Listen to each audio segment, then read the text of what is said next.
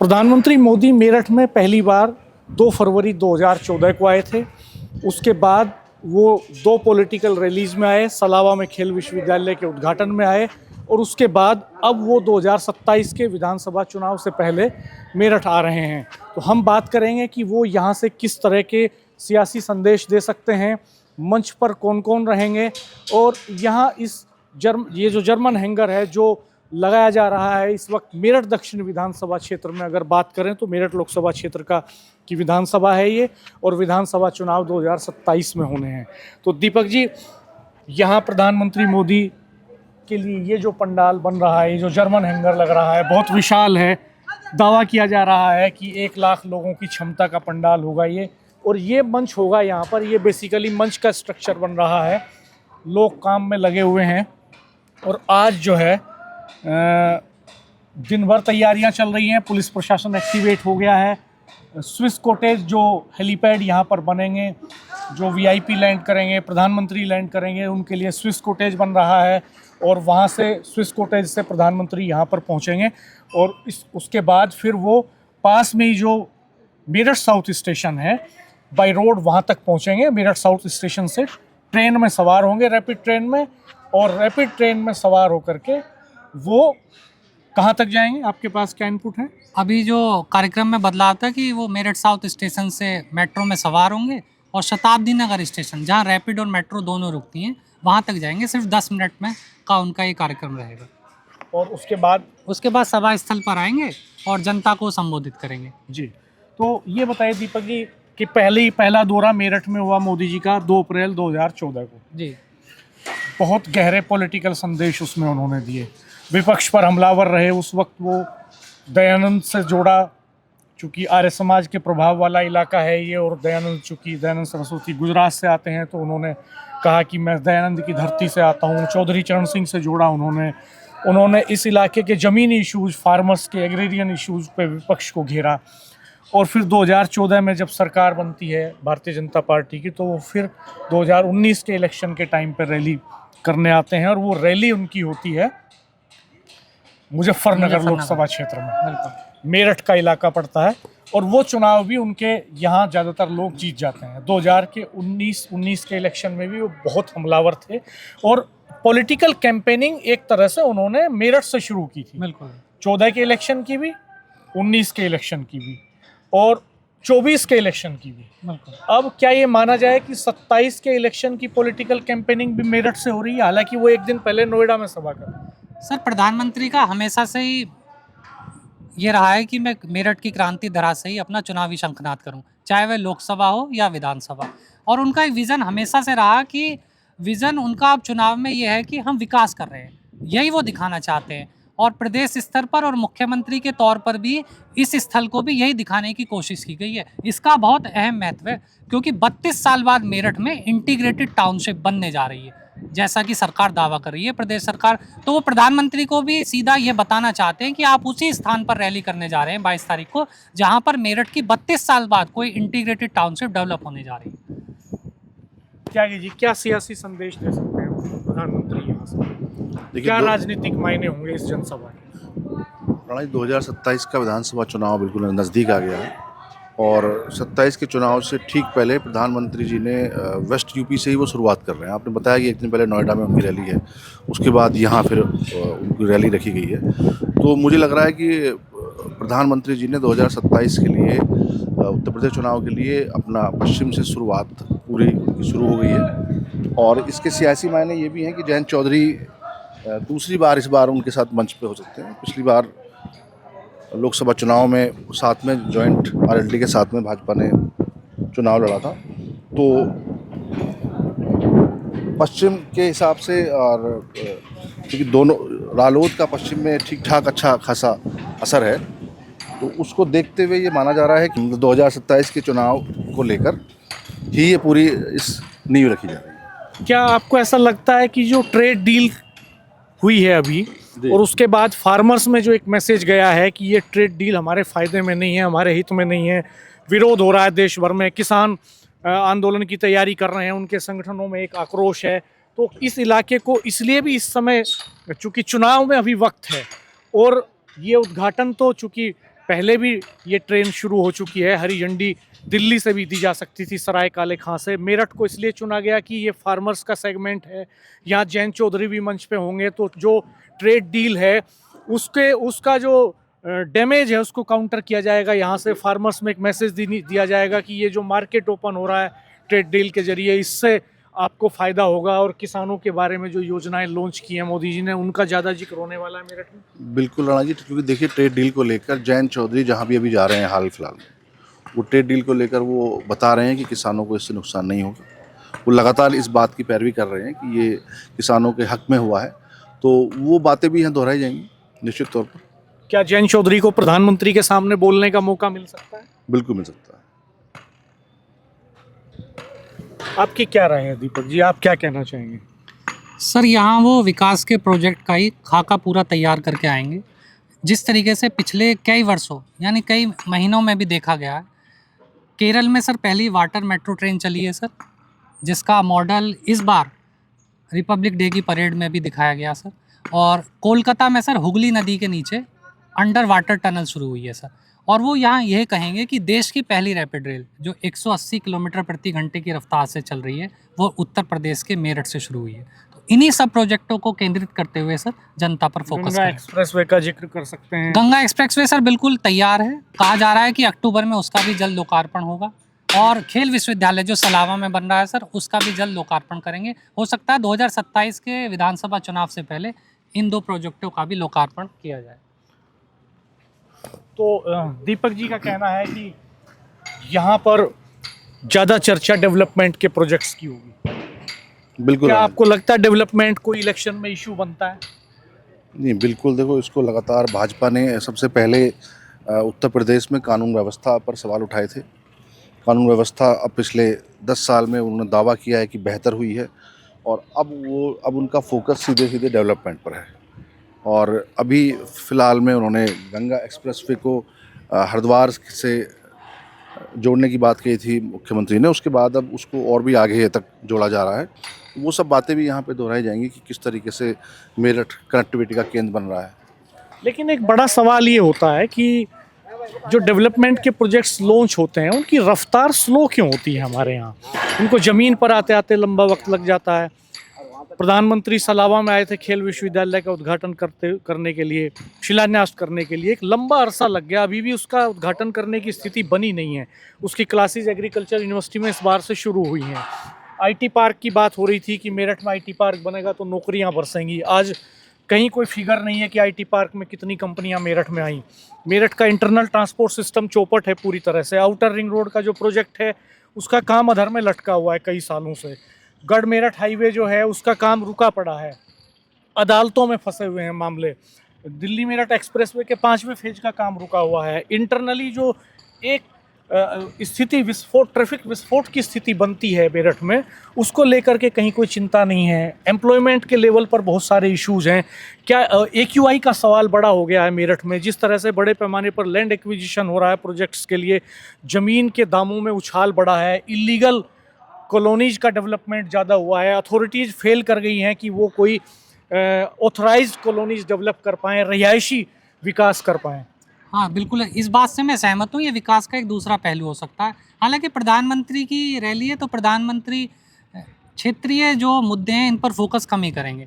इन पर अगर देखा जाए तो मुख्यमंत्री ध्यान दे सकते हैं। उन्होंने पिछले अभी विधानसभा में जो भाषण दिया था, कुछ अपनी उपलब्धियाँ गिनाई हुई हैं। राष्ट्रीय स्तर के जो प्रोजेक्ट हैं उन पर ज़्यादा फोकस। इसमें एक देखने वाली बात ये होगी कि 2019 में जब प्रधानमंत्री आए थे उस समय सपा बसपा और RLD का गठबंधन था। उसमें उन्होंने एक ये देखिए रैपिड रेल जा रही है, हम आपको दिखाना चाहेंगे।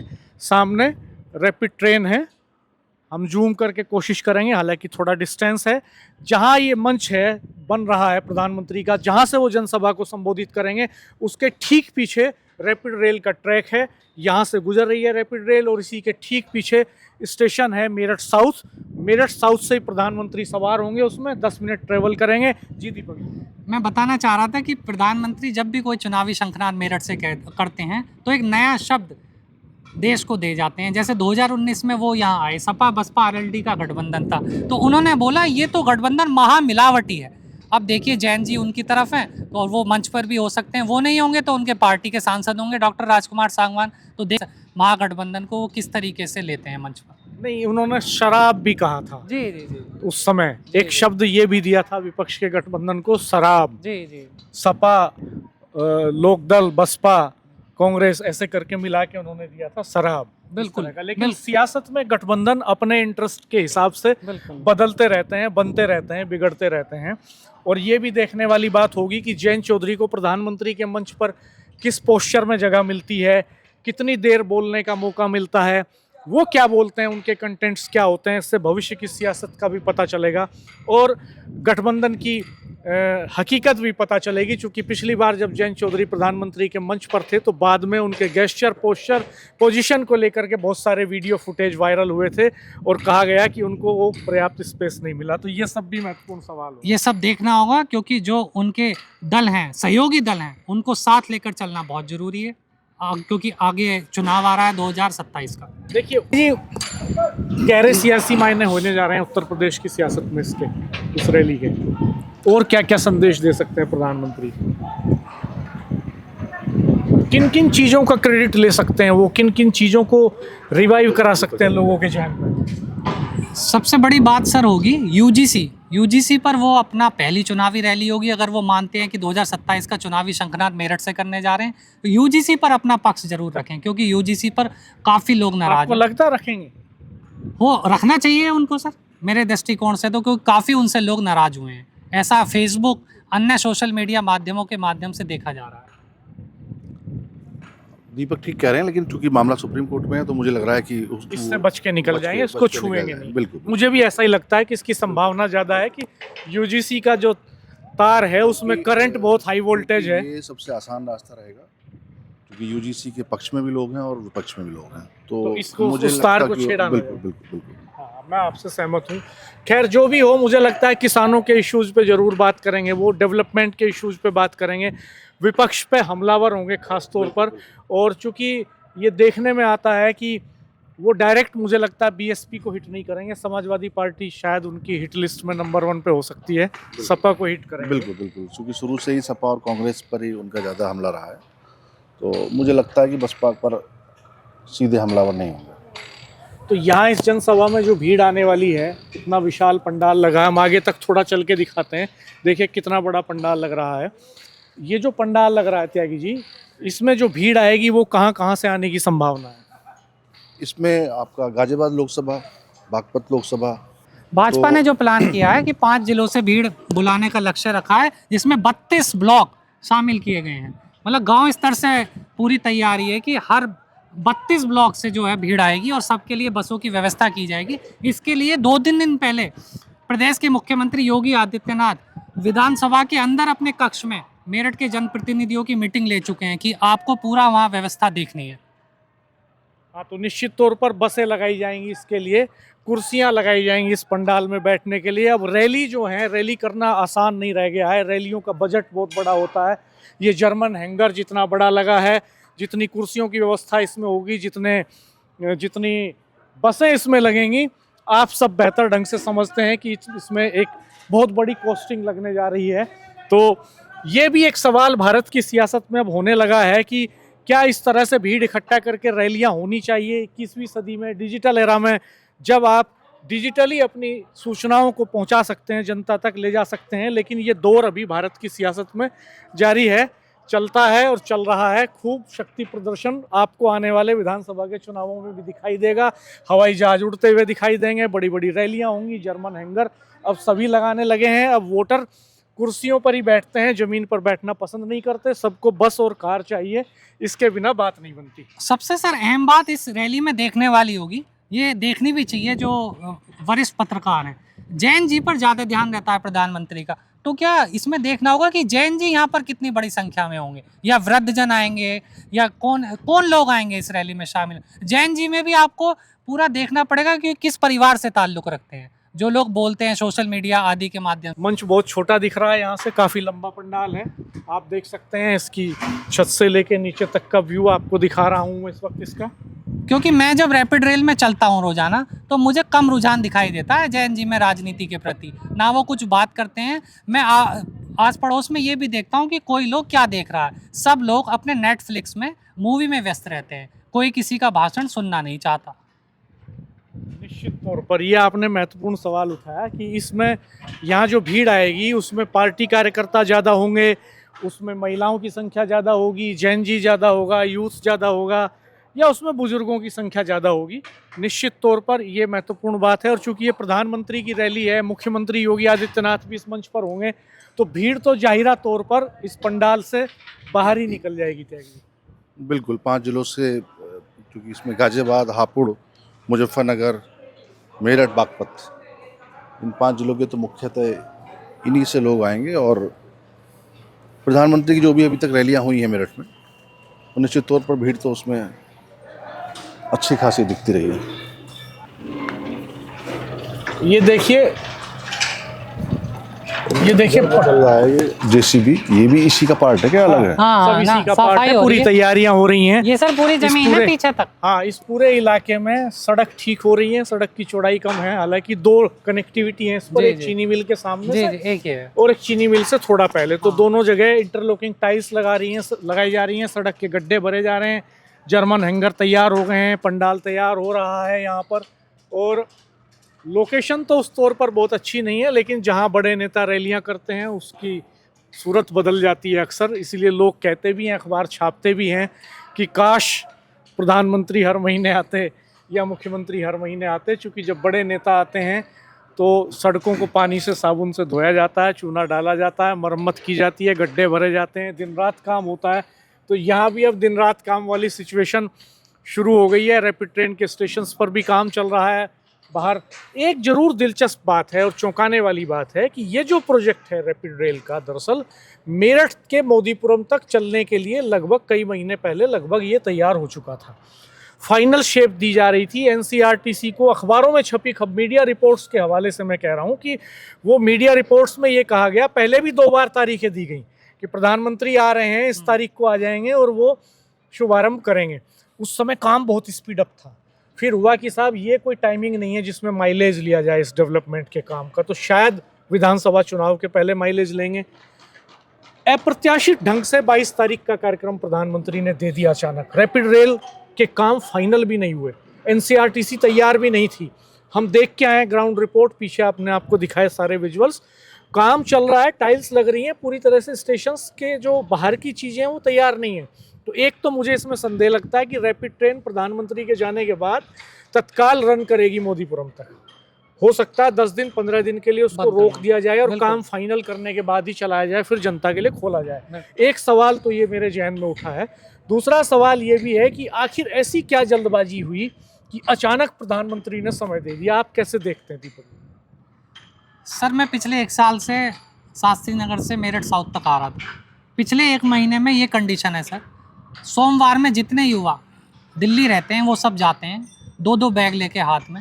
इस सोमवार में ये स्थिति थी कि लोग बहुत परेशान थे और बता रहे थे कि रैपिड ट्रेन क्यों नहीं शुरुआत हो रही। उसमें मैंने एक लिखा भी कि एंटी इनकम्बेंसी का ये सबसे बड़ा उदाहरण है। हालांकि इससे पहले राज्यसभा के जो सदस्य हैं डॉक्टर लक्ष्मीकांत वाजपेयी, केंद्रीय शहरी विकास मंत्री मनोहर लाल खट्टर से भी बोल चुके थे। लगातार अरुण गोविल ने तो संसद में बोल दिया कि आप इसको रैपिड रेल को चलाइए। कहीं ना कहीं मैसेज ज़रूर पहुंचा होगा। एनसीआरटीसी के भी अधिकारी कई बार पीएमओ में संपर्क कर चुके थे, ऐसा सूत्रों ने बताया। तो इसी का ये रहा होगा कि प्रधानमंत्री पीएमओ से कुछ हरी झंडी मिली होगी प्रोजेक्ट के शुरू करने की। लोगों में नाराज़गी बहुत थी कि 6 महीने से ट्रायल चल रहा है और अब तक भी इसे शुरू नहीं किया जा रहा। आप किस एंगल से देखते हैं इसको? बिल्कुल, ये दीपक के बिल्कुल एकदम सही कह रहे हैं, क्योंकि ट्रायल जब लंबे समय से जब ट्रायल शुरू हो गया तो लोगों को लगा कि काम पूरा हो गया है। हालांकि जो बुनियादी तौर पे काम था, वो स्टेशन आदि का काम पूरा नहीं हुआ था। ट्रायल होना और स्टेशन का कार्य पूरा होना, उसमें अंतर होता है। लेकिन जब उन्हीं की जब खुद भारतीय जनता पार्टी के जो राज्यसभा सांसद हैं, उन्होंने खुद वहाँ पे मांग की कि इसको शुरू किया जाए, तो लोगों में भी ये लग रहा था कि क्यों नहीं चालू किया जा रहा है इसको, जब ट्रायल चल रहा है इतने लंबे समय से।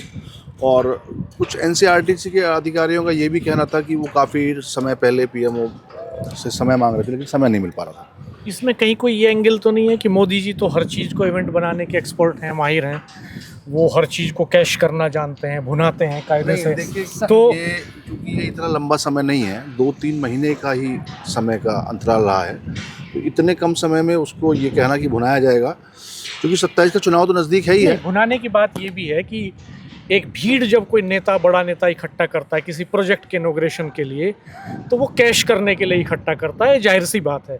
अगर इनॉग्रेशन ही करना होता तो इसका बटन सराय काले खां में जा करके दबाना ज़्यादा आसान होता, सरकार का खर्च भी कम होता, पार्टी का खर्च भी कम नहीं सर, होता। सराय काले खां भी नहीं, प्रधानमंत्री तो कई ऐसे कार्यक्रम करते हैं जो अपने सेवा तीरथ में बैठ के ये वीडियो कॉन्फ्रेंसिंग के माध्यम से कर लेते हैं। निश्चित। और मैं तो जब रैपिड रेल में सुबह में बैठता था तो लोग पीछे बात करते रहते थे, दबी जुबान में बोलते थे कि बीजेपी तो अब चुनावी मशीन बन गई है, ये तो जब चुनाव आएगा तभी इस रैपिड रेल को शुरू करेगी। तो कहीं ना कहीं ये बातें पहुंचती हैं मेरे द्वारा या किसी और के माध्यम से, ये सब चीज़ें जो थी निगेटिव जा रही थी। नहीं, माइलेज तो एक बड़ा फैक्टर है ही। जी, जी। ये बुरा भी नहीं है, सियासत में हर नेता, हर पार्टी अपने कामों का माइलेज लेती है, करता है, जो काम तो करती है सरकार वो ब्रांडिंग करती है। तो ये बात तो कहीं ना कहीं टाइमिंग जो है, जो जल्दबाजी टाइमिंग के चुनाव में हुई है, मुझे लगता है इसके पीछे एक फैक्टर जरूर ये रहा होगा कि इस समय यूजीसी को लेकर नाराजगी है जबरदस्त सरकार के प्रति। पहली बार मोदी जी का विरोध इतने बड़े पैमाने पर देश में देखना पड़ा, और ख़राब तरीके से जिस तरह के वीडियो सोशल मीडिया में आए,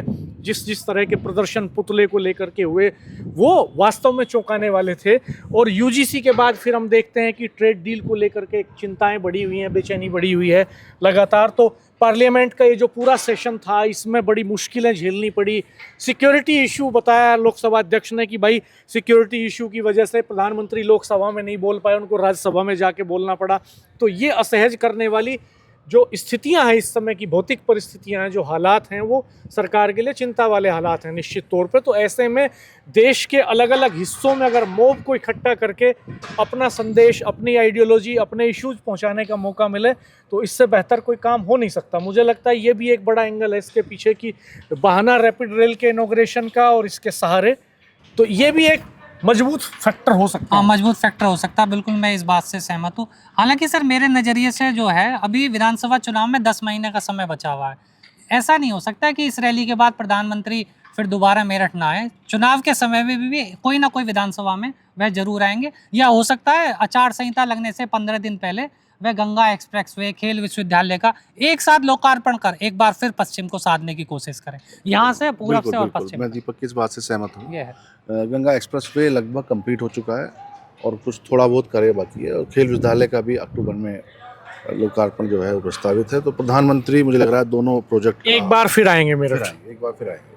तो दोस्तों, हमने आपको रैपिड रेल की ग्राउंड रिपोर्ट दिखाई। प्रधानमंत्री 22 फरवरी को यहाँ जो जनसभा करेंगे उसका पंडाल दिखाया, और हमारे दो जर्नलिस्ट साथियों दीपक भारद्वाज जी और सचिन त्यागी जी ने ये एनालिसिस करके बताया कि क्या एस्पेक्ट्स हो सकते हैं, क्या पॉलिटिकल इम्पैक्ट हो सकते हैं, क्या संदेश मोदी जी यहाँ इस मंच से दे सकते हैं, और इसके मायने क्या हैं। तो बाकी आपका नज़रिया बहुत महत्वपूर्ण है। आप कमेंट बॉक्स में ज़रूर बताइएगा कि आप किस तरह से देख रहे हैं इस पूरे घटनाक्रम को। आपका नज़रिया क्या है, आपकी राय क्या है। धन्यवाद, नमस्कार।